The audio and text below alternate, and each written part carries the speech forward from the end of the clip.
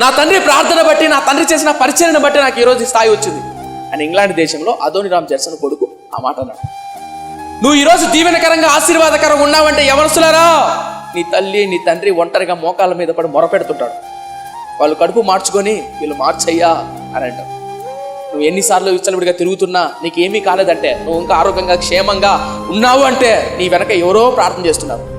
నీ భార్య కానీ నువ్వు విచ్చలవిడిగా తాగి తిరుగుతుంటే, రోడ్ల పడి పడుతుంటే, ఈగా నువ్వు ఉన్నావంటే ఆరోగ్యంతో నీ భార్య నీ కొడుకు మోకాళ్ళ మీద పడి ఒంటరిగా ఏడుస్తుంది. కాబట్టి రీసెంట్గా ఒక తల్లి ఫోన్ చేసింది, 16 నెలలు బతుకుతుందంట, చెస్ట్ క్యాన్సర్ అంట, ఏ దేశానికి వెళ్ళినా బాగుపడేది లేదు.